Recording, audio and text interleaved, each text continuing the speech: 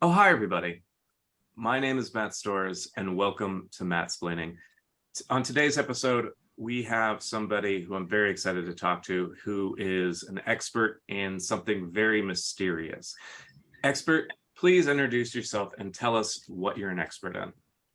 Hey, my name is Michael Palladino, and I do comedy in Phoenix sometimes. I am an expert on the TV series Unsolved Mysteries. Interesting. Self-proclaimed expert. So, hey, expert is an expert. There's Damn no, right. there's no, there's no independent There's no faculty. asterisks next to expert. Yeah, there's no asterisk next to expert. There's no independent commission that is coming in and being like, are these people actually experts, Matthew? It's like, yeah, these people are experts. If they're saying they're experts, I believe them. I believe you. I believe anybody who says they're an expert in anything. That's how society should function. But my If you understanding, trust me, then that's good enough. good. My understanding of Unsolved Mysteries is that it is a TV series, and That is correct. it is a very good, it can be a very spooky series. They had a very large budget for smoke machines and dry ice. Very, very large. The lighting, also that nice timbre of the host voice in the original series. And Robert Stack. wonderful Mr. Stack. Mhm. And what's interesting is that the show started from a very good and wholesome place, because it was developed in an idea that it could help loved ones find what happened to people that were missing, people that may have passed away. Absolutely. But one of the major ways that it helped people, that a lot of people don't realize, is with the work that it provided to the background and reenactment actors throughout the series. Yeah. And a lot of very famous actors have been in the series, especially in the 90s, to kind of build and pad out their reels, such as Bradley Cooper. Correct. John C. Reilly, Mahershala Ali. I didn't know he was on there. He had a story where he was a young man who may or may not have been abducted by aliens. Oh, that was one of my favorite ones. I didn't know that was him. It was Mahershala Ali. And the thing is, like, it's very hard to go back and like watch that and be like, is that Mahershala Ali? It's like, because they all kind of blend together, because there's so many, unfortunately, there's so many mysteries out there. You just taught the expert. Hey, I do what I can, whenever I can. I remember that segment like vividly. I saw that when I was a kid, and yeah, nightmares for all of the 90s. So, well, that's really ultimately what the goal of the show was. It was to teach a populace, and this was not to give away the goat, but it was no, give it away. The political ramifications were, let's make millennials afraid. Let's make the new generation afraid of aliens, of potential murder. And you can see a direct line and correlation between Unsolved Mysteries and all of like the murder podcasts, all of like the murder show documentaries, all of these things.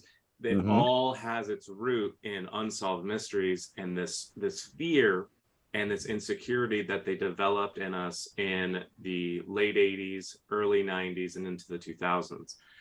Sure. And but they taught us, and we learned how to enjoy that fear, enjoy that anxiety, and now we can't get enough of it. And that is demonstrated somewhat by the shifts from the networks that they made. So they originally were on NBC, they moved to CBS, then Lifetime, then Spike, and now Netflix. It's very clear as that trajectory goes on, the shift in content, the shift in the type of mysteries that they wanted. And for instance, Lifetime, huge increase in the number of husbands killing their wives. Go figure.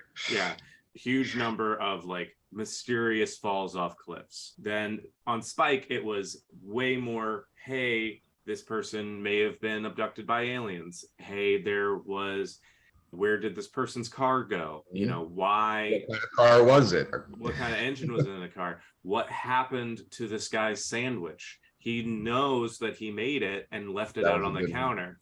Those sorts of things. And then Netflix kind of bringing it all together with more of a standard. These are legitimate and very scary mysteries. We very much hope we can help these people find what happened to their loved ones. You know, recentering it to that kind of intended goal, but also going back to that original intent of giving the next generation of amazing Academy Award-winning actors an opportunity to build out their reels and to develop their craft. And so, you know, that's basically my understanding of Unsolved Mysteries. About how much of that would you say was accurate? A lot of it was accurate. I did like the notion you had, which I never heard before, but I'm going to go into that, of the purpose of the show was to frighten millennials. I like that. I feel like the government really tried to frighten us with the terror alerts in the early 2000s, but that couldn't. Unsolved Mysteries, way more frightening. Oh yeah, you put on a marathon of Unsolved Mysteries, that's all you need. I'm going to be under my covers the whole time, the whole rest of the weekend. To be under the bed. What you were saying too about actors from that are now known that were in the remakes back then, that brings up a funny thing that I wanted to point out. Dennis Farina was a host on the Spike TV version of Unsolved Mysteries. I don't really count that as part of Unsolved Mysteries lore, because basically they just took the ones that they still didn't solve from the Robert Stack ones and just replayed the reenactments, but had Dennis Farina talking over it. By then, a lot of the actors in the reenactments were then famous. So one of the funniest things I ever heard was Dennis Farina talking about a horrible murder that wasn't solved. And then he goes, "Now let's take a look at the video and keep an eye out for a young Matthew McConaughey." Now let's find out who shot this woman's husband in the head. Yeah, like it. I just thought that was like, yeah, I always think of that whenever I think of Dennis Farina. Keep an eye out for a young Matthew McConaughey in this murder story. But yeah, most of what you said was correct. And the original goal, yeah, was to bring peace to some families that maybe lost a loved one. There was a lot of kids in foster care that went missing, adopted kids that went missing. So there was a lot of that, which is sweet. A lot of true crime stuff, but it was always funny to me that there would be aliens and ghosts, and then they would say, like, if you have any information, please. And it's like, you know, what are you gonna? Yeah, I had a ghost in my house too, so they must be like, that just seemed like a very not a concrete way to prove something. Right. Yeah, that's a little harder to demonstrate. Oh yeah, very ethereal. And, yeah, intangible. Yeah. But yeah, you were pretty much on the money about a lot of things. Yeah. I do what I can when I can. You know, I know you. Yeah, it's ingrained in my brain, the fear of Unsolved Mysteries. So, yeah. We're gonna talk about the theme song. Oh yeah, tell me about the theme song. I read about the theme because I didn't know much about it, except that it used to scare the shit out of me when I was a kid, and I looked it up. And now I got to look it up again because I forgot the names. But the theme song was composed by two guys named Gary Malkin and Michael Boyd. And they used something, I don't know if you call it like a time signature or something like that. Anyway, it's called the Devil's Interval. It's also a tritone. Have you heard of this? No, I haven't. Okay. So there's a certain way of hitting notes that if it's in like threes, so I assume it's like the theme song. The last three notes there in runs of that little tune, it kind of goes up at the end. And back in the day, in medieval times, you weren't allowed to have that in songs because the idea was that it was communicating to the devil. It was, notes would go up, but then you would think that they would land somewhere, kind of, but the idea was that it just goes up, and then so it builds more tension. People got scared by that and thought the devil was coming through the music. They used the tritone, Devil's Interval, purposely to do that. Black Sabbath also used to do that quite a bit. That's very interesting. And I've recently taken a music lesson and singing lessons. And I think I have a theory of why they didn't want it to go up. I probably, like Kings and other people that were supposed to like sing along, couldn't hit the notes. And so they're like, oh, it's the devil. The devil made my voice break, and we're not going past this point. And so then, they kind of shift it to that lower register, that easier chest voice, as opposed to that nasally head voice. Absolutely. Yeah. Yeah. I could see that happening. Anything that somebody can't do and they would blame on the devil. Yeah, I could. Yeah. Why wouldn't that be part of in singing? It's the devil's register, you said? Or the devil's interval. Devil's interval. That's very interesting. When did you first start watching Unsolved Mysteries? Do you like remember? Too young. Way too young.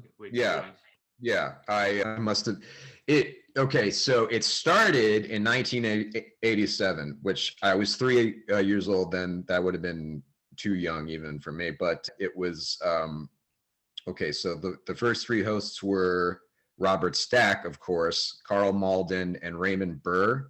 So they were the first. They did 3 specials, and then they decided to make it a series with Robert Stack, and then that came on in '89, I believe. I remember being like 5 or 6, and my mother was watching it, and I was just very sucked in by the Devil's Interval theme song. Yeah. I think that hooked me. And the deep voice of Robert Stack, but above all, the bad reenactments that when you get older and you watch a lot of horror movies and appreciate film, you could kind of appreciate how, even though they dealt with such cheap production and terrible actors, they knew how to play on the tension. And there's a lot that I feel like horror directors can learn by watching Unsolved Mysteries reenactments, as funny as that sounds. But yeah, to answer your question, I was way too young, probably about 6. Okay, interesting. Yeah. And do any of the stories or mysteries kind of stick out in your mind? In my mind? Absolutely. Yeah. There are several. If you're looking at the Robert Stack years, like the golden age, the early ones, there's a couple ones. First of all, there is a missing persons case that breaks my heart that they still haven't solved. A little girl named Antoinette Cayadito, and just a very famous story of a young Native girl who got kidnapped in New Mexico. They still haven't found her, and there are some very haunting clues about what happened to her. I'll leave the listener to look that up. And then another good one from that age is the Betty Cash story, a story about there was a grandmother, a middle-aged woman, and the grandson of the grandmother in Texas. They were driving down a Texas road, and a UFO parked itself over their car and gave them all radiation poisoning and cancer. And they made a big stink about it and tried to figure out what was going on. And the Air Force and the government visited them and said, let it go. So, yeah. Those 2, and then there's one on the new Netflix edition that I heard this story before. It's my favorite ghost story as of now, and I think it's the second to last episode in the 3rd season of the Netflix version, and I encourage everybody to watch it. It's I believe it's called The Ghost in Apartment A or something like that. Okay. Apartment 14. That's what it is. Yeah, the Mar Liz ghost story. That's all I'll say. Look it up. It's fantastic. Fantastic. Hopefully they'll solve these mysteries, and maybe in the distribution of this episode, they'll finally get the exposure that they need to solve some of these cases. Funny you say that, because one of my favorite things now, in 2017, they brought back Unsolved Mysteries on streaming services. And it's been so long since these episodes came out that now there's updates after most of them, so right. A lot of them are solved now, and it gives you a great feeling to know that little girl is going to be okay, or that guy who shot those people, he's paying the price for it now. Things like that. So that is very nice. I'm happy that they still no proof of ghosts or aliens, but they're keep trying on it. That's important. This has been very illuminating for me. If people wanted to learn more about you, or they wanted to learn more about Unsolved Mysteries, what would you recommend to them? I would recommend, if you want to learn more about me, the best way to do that would be go to my Instagram, which is at Cycle Tarantino, and there's an underscore between Cycle and Tarantino. It's my name, Michael Palladino. It rhymes like that, you know? So I feel like that's a really good Instagram handle to have. And then if they want to check out Unsolved Mysteries, I would say go watch it. Okay. The original Robert Stack series is on all the free streaming apps. I think Tubi, and I was going to say IMDb TV, but I think that's Freevee now, whatever. All that crap. Check it out and go to unsolvedmysteries.com. They have all their mysteries set up there in like a database. And yeah, let's get out there and solve some mysteries, guys. Sounds good. Excellent. Michael, thank you so much. I really appreciated having you on. My name's Matt Storrs, and this has been Mattsplaining.